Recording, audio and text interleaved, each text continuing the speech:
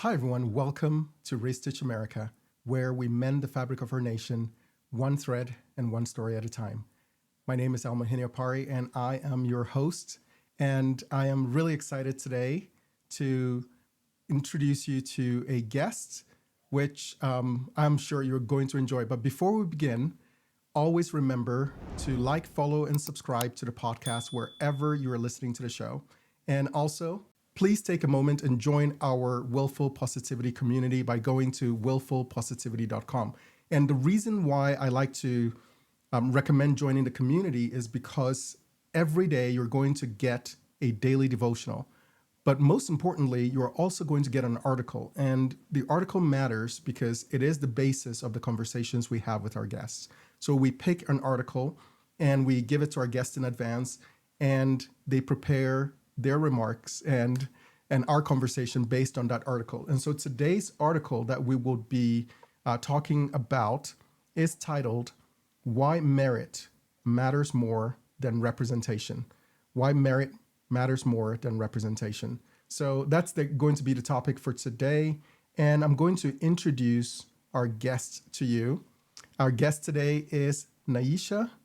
Nyisha is a wonderful woman I met on social media. I came across her videos, and it was inspiring to hear her articulate the reasons why she believes what she believes today and what has rooted her in her convictions. And I knew that I needed to chat with her. So I reached out to her, and I absolutely did not know that she was also following me. So that was a revelation. I just saw her stuff and I thought it was interesting. So I'm glad that she responded when I reached out. And today we're going to have an awesome conversation. But before we start, this is an opportunity for Nyisha to introduce herself to us. So Nyisha, I spoke to you a little bit and you gave me your background, and I want you to share your background with the audience. So go ahead. Hi, thank you so much for having me. I've been following you for a while, actually. So I love the positivity because there's not much of that on the internet these days. But yes, I'm Nyisha. I am a homeschool mom of three. That really is what takes up the bulk of my life. My background is staffing and recruiting and being a corporate person. But when I started having kids, I really shifted shockingly to wanting to be home with them. So that is what I do. Um, Shockingly. Shockingly, I thought I was going to be a corporate person my entire life. So, yes, I started homeschooling my children a few years ago and diving a lot more into politics and figuring all of that out back in 2020. And that was when I was um, I wasn't a very political person at all. I didn't really care. And I think 2020 forced me to care and forced a lot of us to care. And I shifted a lot of my perspectives, which I'm sure we'll talk about back in 2020. And I just maybe 6 weeks ago started sharing on social media as well and talking about my convictions and my beliefs and the things that I feel like are missed in our education system. And the teacher in me has tried to teach some people that I could reach on social media, and it blew up more than I ever could imagine. So that's me. That is awesome. So you say you have three kids. How old are they? They are 11, 8, and on Tuesday, my baby turns 5. So, Wow. yeah. That is awesome. So I have a 13-year-old and an 8-year-old as well. Okay. Yeah. Two of my kids. My other two kids, I know a lot of people look at me and they're like, he looks really young, but I have two Yeah. kids in college. Wild. My oldest is a sophomore in college, and my daughter is a freshman in college as well. So welcome to parenthood. I know you've been in it for a long time. So before we begin any of this discussion, one of the things that I feel has come up a lot is this idea of homeschooling, and there seems to be, from my perspective, a little bit of intimidation for some parents who feel like, hey, I mean, I had a hard enough time getting through school. How can I go and be the teacher of my parents? So if you want to give us a little bit of insight into homeschooling, how you got into it, how you got the confidence of, beginning that process, and what makes you able to continue to do it?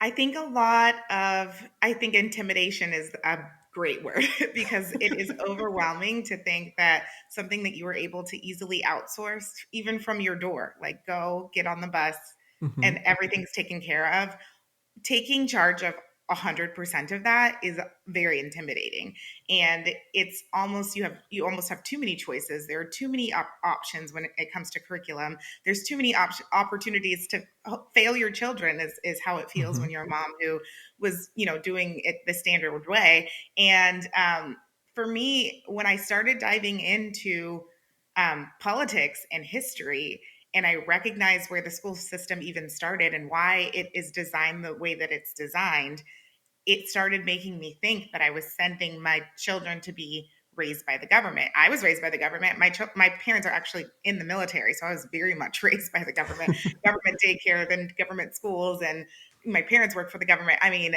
so it's not like I'm bashing that, but I do think that the government designs things in a certain way. And one of the things that stuck with me was feeling like my children were designed to be away from me for as long as possible from a very young age, and it didn't sit right with me that that was by design. For some reason it didn't bother me when I thought that was just normal, but when I realized it was by design, I'm a very stick it to the man kind of person. I'm a little bit I don't know, I just like, I've always marched to my own drum, and so the idea that something's supposed to be almost challenges me to the opposite.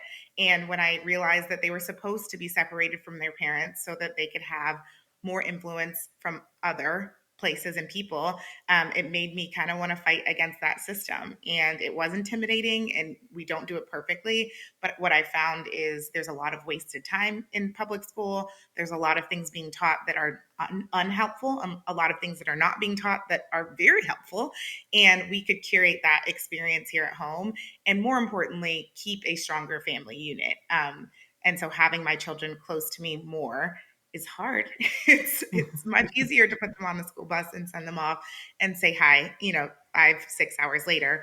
But it is so fulfilling, and it has been a great blessing to our family, even though none of the days are perfect, and we fail a lot. I feel like my children know more of the things that they should know and less of the things that were completely pointless. Thank you for sharing that. That really warms my heart.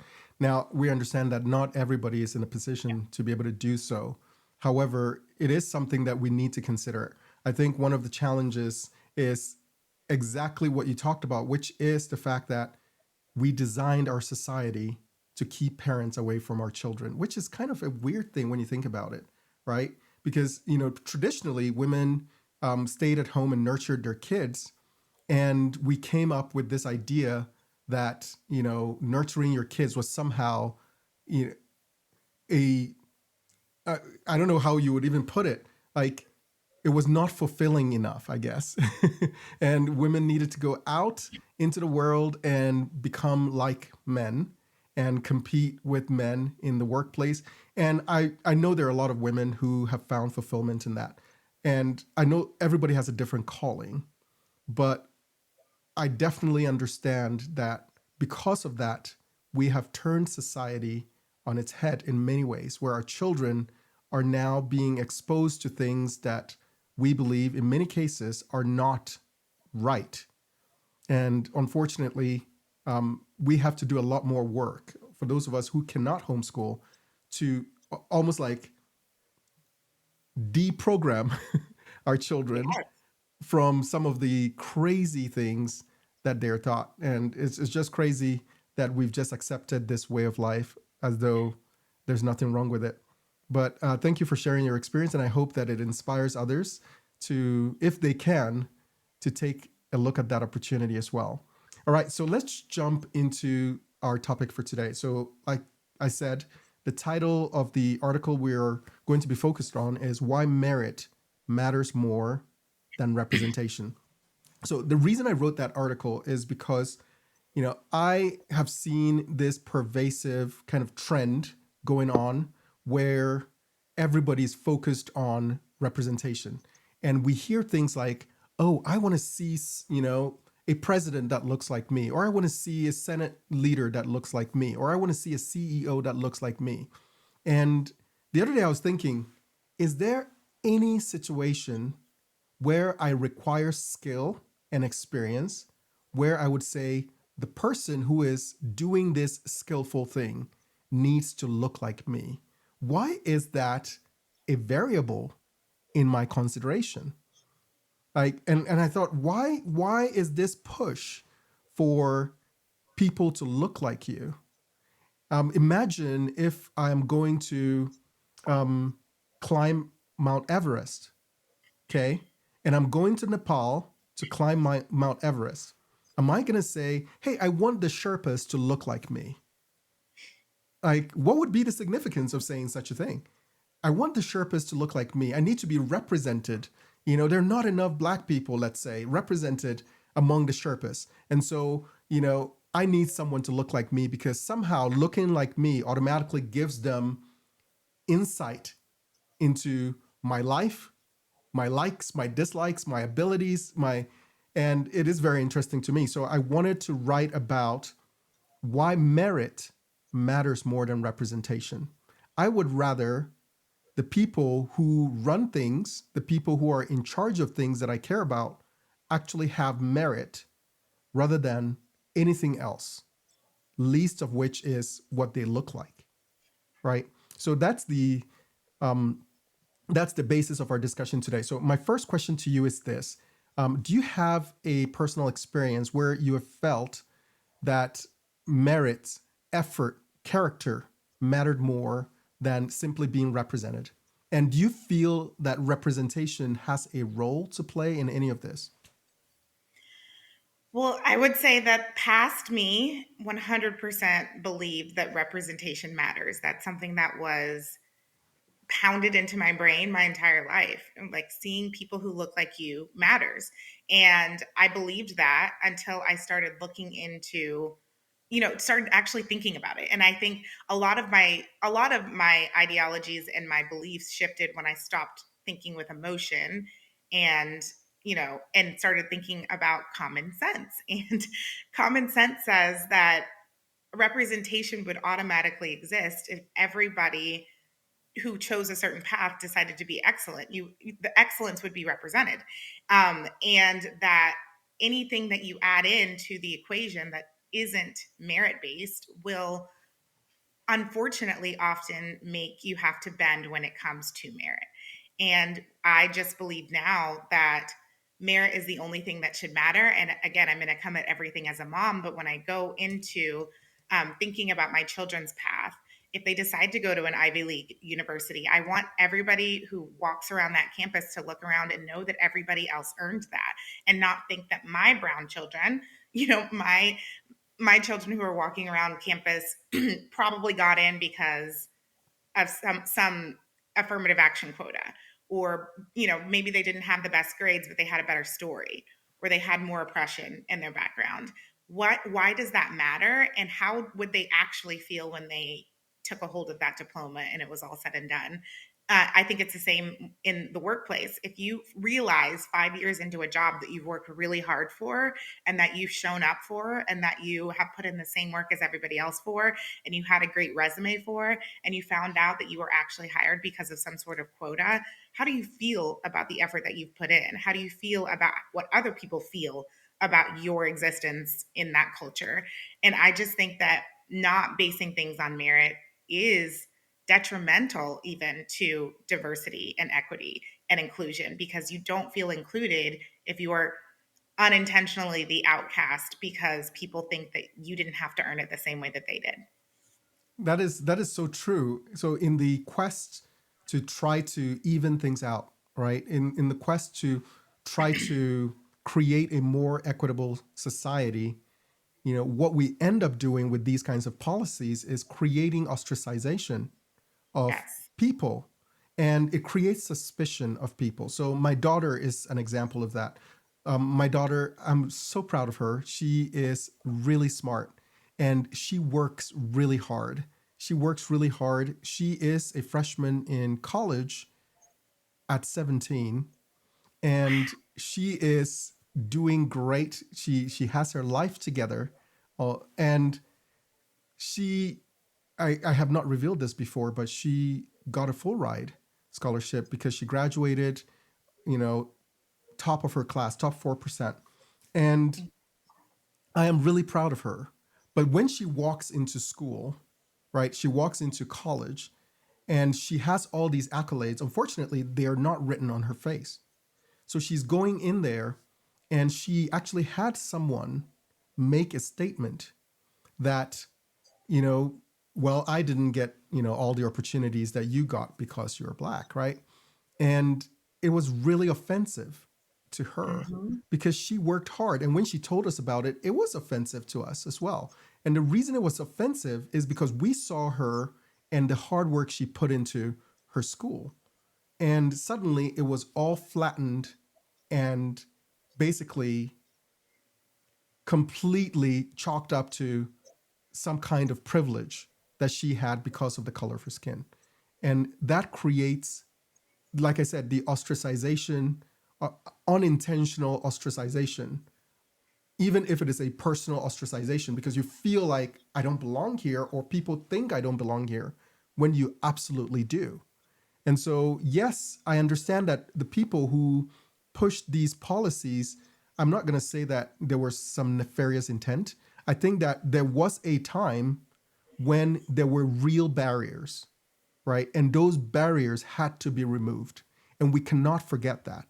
There was a time when people were being barred from doing certain things, not because they couldn't, not because they didn't have the aptitude for it, but because they were being discriminated against because of the color of their skin or some other characteristic that they could not control.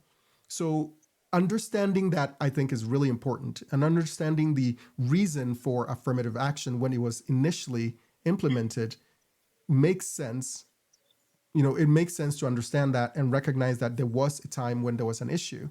However, like every government program, it never knows when to stop, when Yes, it begins to hurt the cause that it was set up to uphold, right.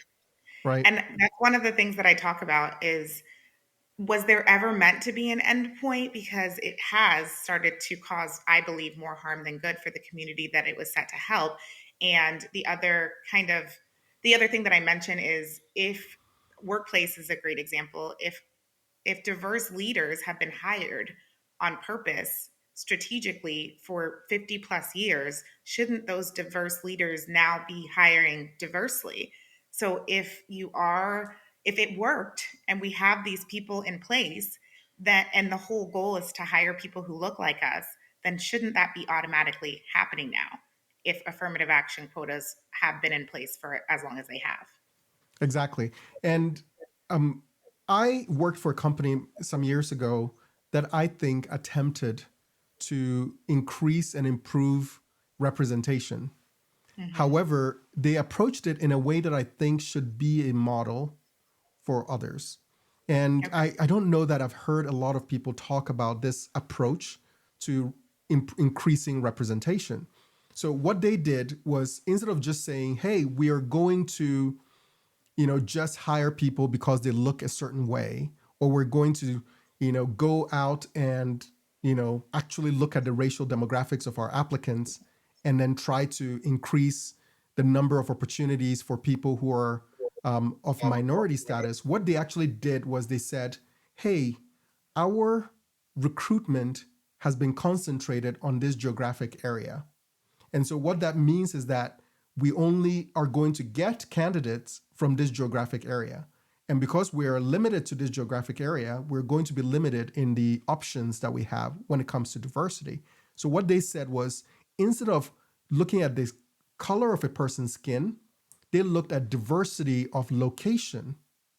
And so rather than saying, hey, we're going to only, focus our recruitment, within these 3 states which surround where the company is, they said, hey, we have technology now that people can work remote, and there may be people who want to move. So why don't we begin to expand our recruitment to other places as well? And naturally, you get excellent candidates that are of different backgrounds, different, race, different characteristics that may improve your workforce in terms of diversity, right? So they didn't focus on the race, they didn't focus on a particular group. All they said is, we will make diverse our pool of applicants. And by so doing, we're going to attract qualified people who are naturally diverse, right? Yes, I love that. And in my years in staffing and recruiting, I think you just learn that in the makeup of a company, people want strong strong performers. Everybody's goal is to perform. Everybody's getting a performance review. Everybody's getting an evaluation at the end of the year. Everybody's getting evaluated for raises or promotions. And if you have the best, even if you have your personal biases, if you hire the best, it makes you look good.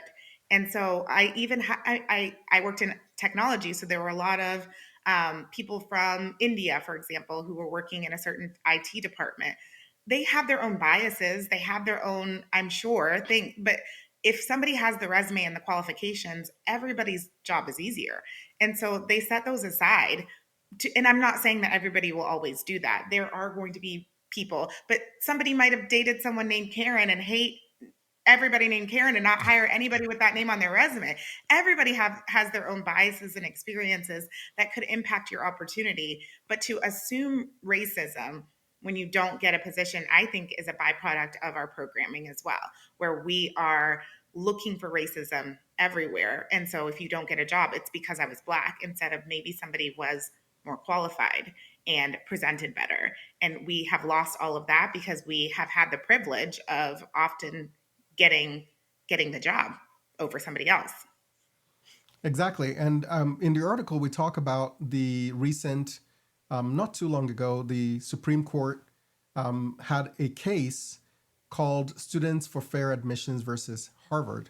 And basically, that is the case that reversed racial preferences in hiring for, in admissions for college. And what do you think about that ruling? Because a lot of people look at it from a different perspective, right? There is this programming, as you said, where people believe that, without these racial preferences, people of minority status, especially Black and Hispanic people, will not get the same opportunities. And so, what do you think about that ruling? And for those people who are thinking like that, what message do you have for them? I think the ruling is fair. I don't know. I think it's very clear that reverse racism and reverse discrimination became a byproduct of some of these quotas. And it was a handicap. It was a problem to be a white person or to be an Asian person. My husband is actually Chinese, and it's assumed that they had a better life experience and an easier path, even though they had, immigrants are often all jumping over different hurdles, but it's assumed that they have an easier academic life, they have an easier home life, and they just don't get the medals in the oppression Olympics that everybody else gets. And so it is very easy for somebody to say they'll get another job somewhere other place. Let's hire somebody of color, somebody who has more accolades in the oppression Olympics. And it is harder, and it shouldn't be harder to get a job because of your skin color either. And that's what they were saying. They were saying it's harder for me to get a job because I'm not Black, or I'm not a Native American. And it should if we went back to a meritocracy, I think it's just time. And I think it's very clear that if people could focus on excellence and let all of the other stuff go, assume best intentions in hiring and in all of these institutions when it comes to universities and applications and all of that, if we just focused on excellence and merit, so much of the things that keep us divided and keep us upset and keep us concerned about somebody else's intentions would fall to the wayside because we'd just be working towards our excellence. Exactly. And I just noticed something, because think about it. If we focus on DEI as a way to equalize representation, right? If we focus on that path, what it does is it absolves our leaders, our local leaders, of the responsibility of actually creating excellent conditions for minorities to thrive.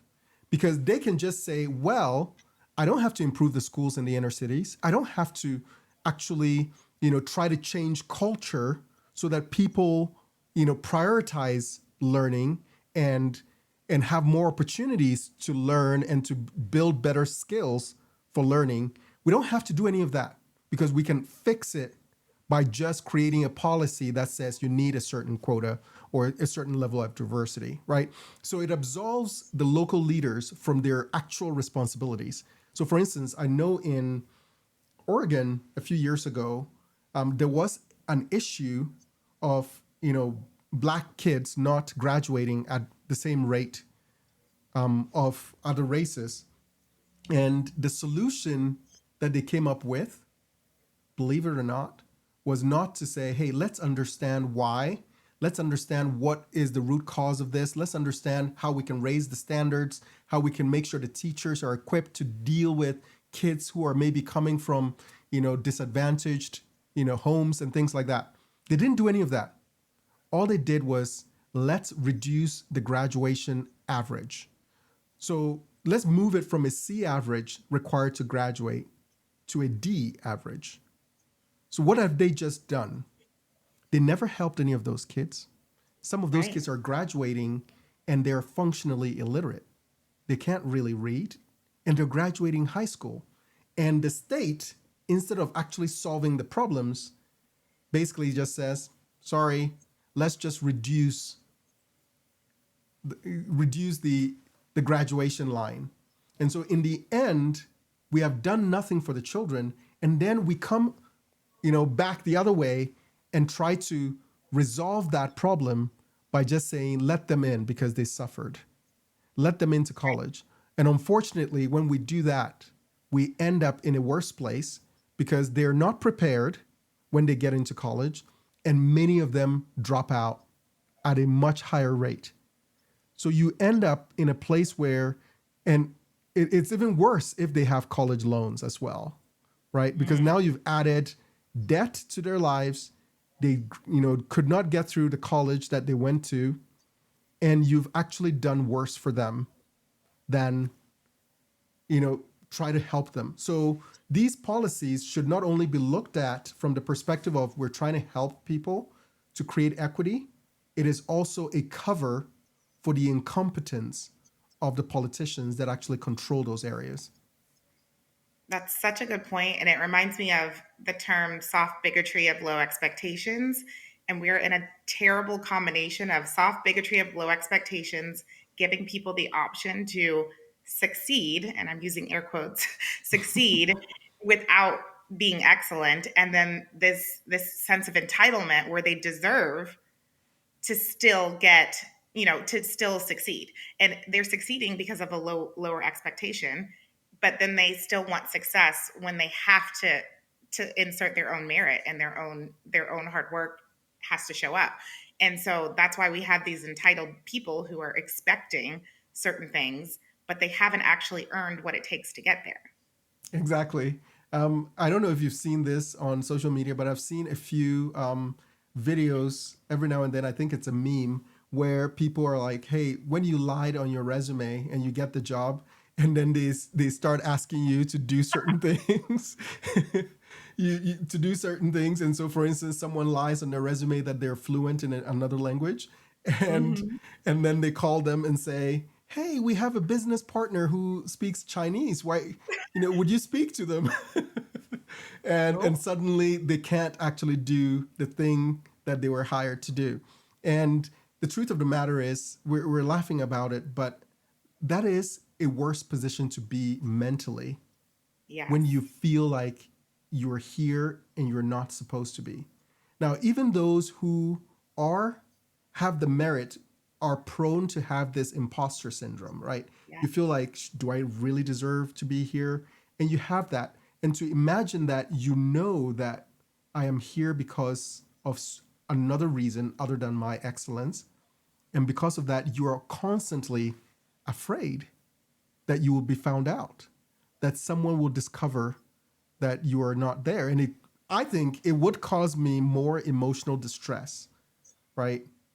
And the funny thing is, this is not just about, black or brown or minorities. This happens to everybody, right? If you don't fit in, and it's not, when I talk about fitting in, I'm not talking about, by race, but if you don't fit in whatever way, you will feel this extra burden that I feel drags you back rather than holds you up for excellence. And now let's talk about the other side of that argument. There are people who believe that representation is important in the sense that for kids who are growing up, it is good to be able to look at someone who looks like you and say, oh, that person could be president of the United States. That means I can be president of the United States, right? And so forget about race for a second. If you saw someone, let's assume that you were paralyzed and that's your challenge in life. You're paralyzed from the waist down and you saw someone who was paralyzed from the waist down, like the governor of Texas, and you say, oh, wow, someone who is paralyzed just like me can, still succeed in life, can still, have dreams, can be the governor of one of the largest states in the country. That representation, seeing that person does something to you. It gives you something to look up to. It gives you a sense of, I can do this too. So, what about that argument? And how can we still maintain this idea that, yes, it is empowering to see someone who has the same characteristics as you doing great things, right? How can we have that and still focus on merit? Yeah, that's a great question. And I think it starts at home because we all have our either visible or invisible handicaps or things that might hold us back in life and or that we've never seen somebody with like anxiety. Somebody has anxiety and they've gone their whole life with anxiety. It's invisible technically. And then you read a book and somebody who has accomplished something admits that they've also had anxiety and you feel like you can still move forward in spite of your anxiety. That's incredible. And that is representation as well. But if you are taught from a young age, you're anxious, it's going to be harder for you. If you have a panic attack at school, this is what you do. Everything's going to be a little bit harder. That is going to create this storm in your head where you're like, I know that my life is going to continue to be hard because I'm anxious. While if you had a parent that said, I know that you are struggling with this, but you can still do everything that anybody else can do, and here are some coping mechanisms, and here is a book to read. You can go first. I know that you've never read about somebody with anxiety and you've never seen somebody in a position that has your dream job that has anxiety, but you can go first. And I think that I feel like for racism, that is a big thing that is pounded into a lot of people. And we talk about breaking cycles. If your mom told you that you were a victim and then her mom told her that she's a victim, and we used our past as enslaved people in this country, or the victims of Jim Crow and segregation in this country, and it was repeated to you over and over again, that is going to make your life hard. If your mom told you that racism is woven into the very fabric of our society, so go ahead and do your best, but it's probably not going to have the outcome as everyone else, then you carry that with you. And yes, representation matters, but parenting matters more. Because if you can teach your children that they can succeed no matter what, even if they've never seen it themselves and they can go first, then it doesn't matter as much as we put the weight on it, I think. That is profound. And I think this needs a t-shirt. You can go first. You can go first, right? If we raise our children based on the idea that you can go first, that is the American spirit, right? The American spirit is finding, getting to the edge of the frontier and saying, I don't need someone else to come and chart the next path. I can make my own path. That is Part of the reason people like me come to this country, because we felt Yes. that we had hit the proverbial edge of the cliff wherever we were, and we wanted to be in a place where we can chart a new path, right? And we can be first. And so rather than worrying about who has done it, who looks like you, why don't you focus on being the first to do it? Being the first person to do it. That is the American spirit. And I think that is something we need to bring back. Be Yes. first. Be first. You can be the first. I think we definitely need to do that. We're gonna print it on a t-shirt I love that. and You say, should. be first. Like, be willing to be first.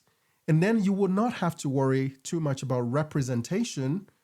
You worry about being a role model for the people who come behind you, right? So if you Yes. think your circumstances has created a unique set of challenges, then show the world that in spite of those challenges, you can be first, right? Yes. 100%. And just talking about that, I feel like when I think about the Supreme Court Justice Ketanji Brown Jackson, I am Hmm. sure she is an accomplished woman. I'm sure she is, you know, excellent in her own right. But the fact that the President of the United States said that I am going to pick a black woman, right, has created this complex and foisted this complex onto society where we have to, unfortunately, look at her with a second eye, right? We have to say, is she really smart?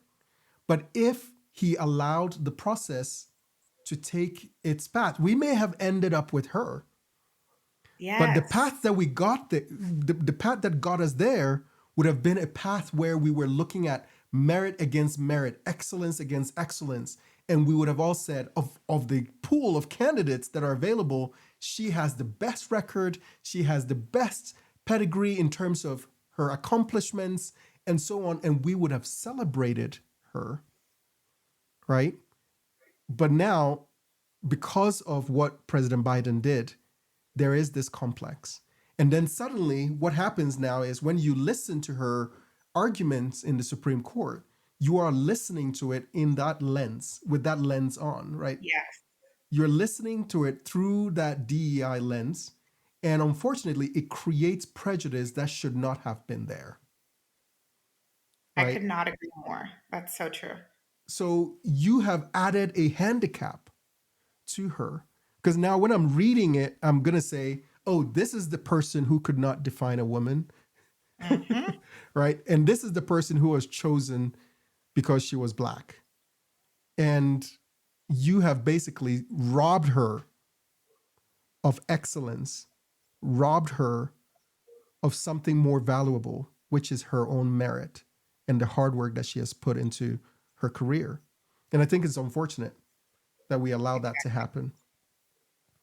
All right. So one other question that I have for you as we draw closer to the end of our episode today is this: how do you envision a society or generation that has reclaimed the balance between merit and representation? What does that society look like? What do you think would be different if we move towards a more meritorious system? It's a beautiful vision. And I think everything that we've done, good, bad, or something that didn't work or backfired, could get us to that point very soon. Because I think that people are realizing exactly what you just said for both parties. Anything but a meritocracy does create problems that it was meant to solve.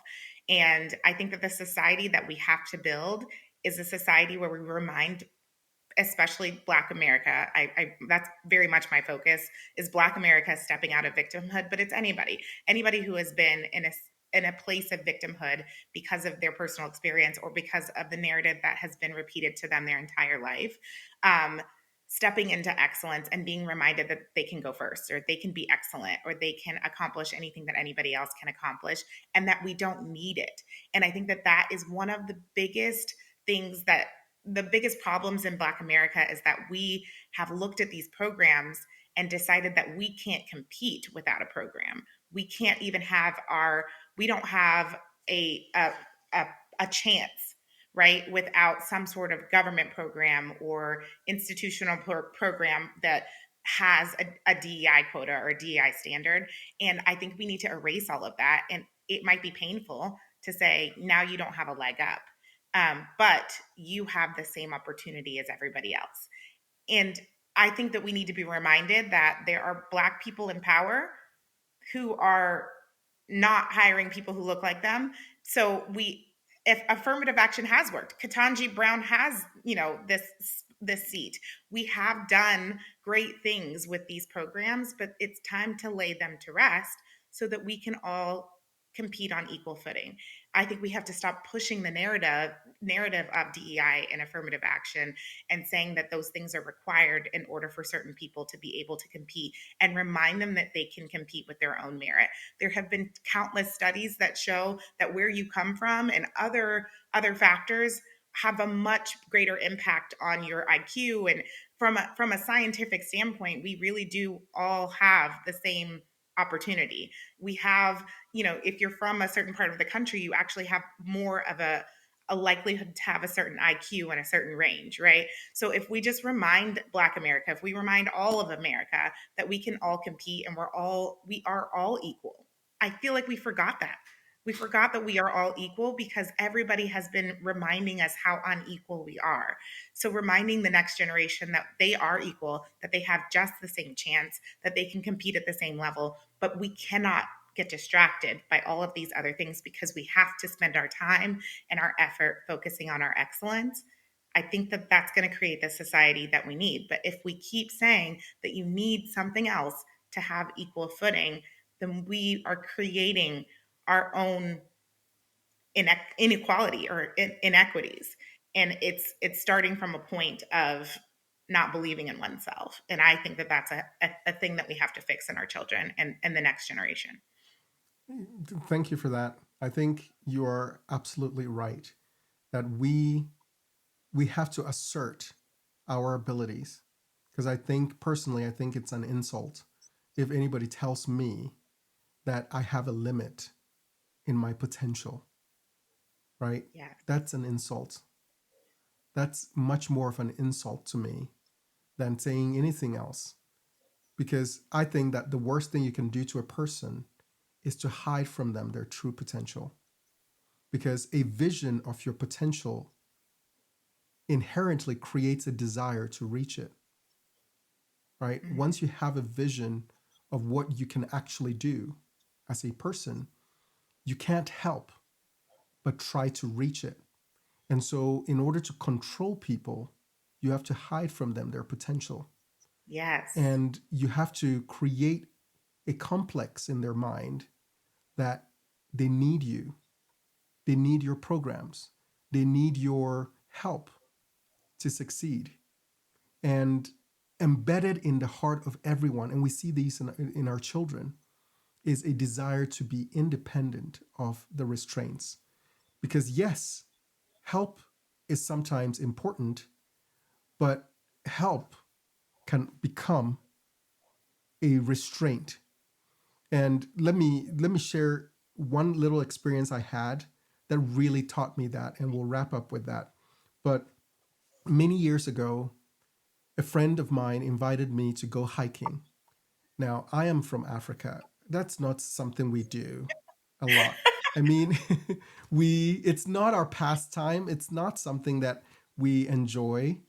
We may go here and there, but it's not a hobby. We don't wake up and say, I'm going to look for a new trail to hike. No, we don't do that. Okay. And so this person invited me to go hiking. And I have done hikes before, but this was going to be the longest and the most strenuous hike ever for me. So, what was the hike?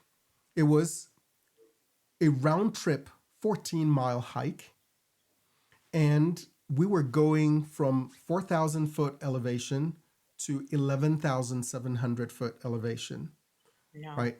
And so I knew that I was not prepared, and this was not something I had prepared for. This person just invited me and said, "Hey, I'm going on a hike on Saturday. Do you want to come?" And so I joined the hike, but there was a group of people who were really experienced hikers. And when I expressed the fact that I am not really good, I'm not in shape, they came up with an idea. The idea was that they had a rope, and they said the guy who was the best and most experienced hiker was going to tie the rope to his waist.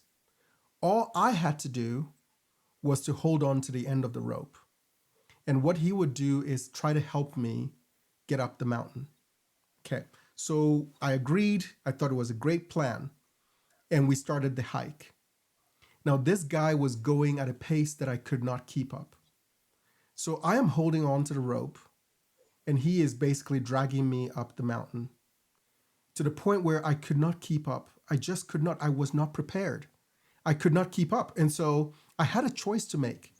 I could either keep holding on to this rope and basically literally like holding him back, or I could let go of the restraints and try to make my own way. Mm-hmm. And it was a difficult decision because at the time it meant that they would go ahead of me. It meant that I couldn't keep pace with the people I came with. It meant that I was going to be alone. But I had to look at all that and say, I think I can do this on my own merit. And so I told him, thank you so much for your help, but I think I'm going to let go of the rope.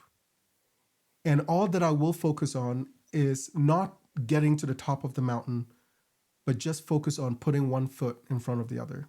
And that's it. Just look down, one foot in front of the other, and take a break. You're not running. It is not a race. This is a personal summit that you are going to eclipse. And so one foot ahead of the other, one foot ahead of the other. And I made it to the top. And as I'm standing at the top, I'm like, how proud I felt. I remember calling my dad, and he's like, where are you? And I'm like, I am 11,000 feet on top of a mountain. And in a typical African fashion, I was like, why? It's like, why? Why are you doing that?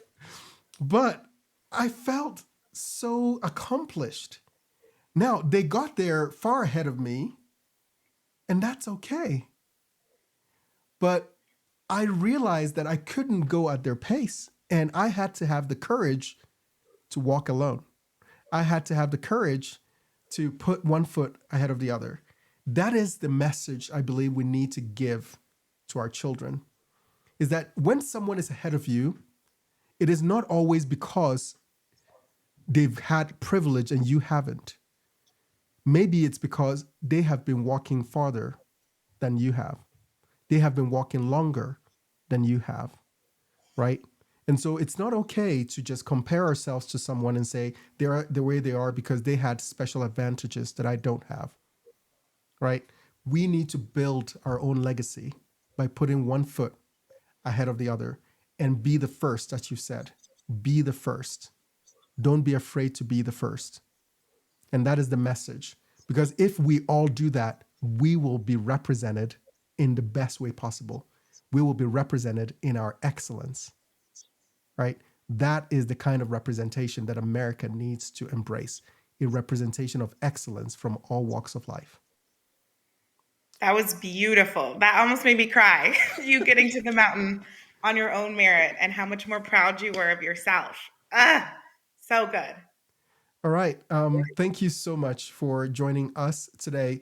I have one more question I'm going to ask Nyisha, but the answer to that question is only going to be available to those who are paid subscribers of Willful Positivity. So if you're not, go to willfulpositivity.com and subscribe. You can subscribe for free, but if you want the answer to this question I'm going to ask, then you definitely need to be a paid subscriber. So before we wrap up the episode, here are the questions I'm going to ask Nyisha in our subscriber only segment. So here we go. The first question is, how do you think social media culture, where visibility often trumps value, affects younger generations' view of merit? So that's one. And then the next question I will ask her is, how can families, schools, or faith communities restore a respect for merit, not as competition, but as a service to others? So if you want to hear the answers, Nyisha's answers to these questions, please go and subscribe to Willful Positivity. Thank you so much, Nyisha, for joining us today. And once again, this is a reminder, everyone, please go and like, subscribe, and share this podcast with your friends and family. Do that. That is the only way we can build this platform. And we need to support and help each other build platforms where we can have civil discourse. And I hope you enjoyed this conversation with Nyisha today. So until next time, have a great day.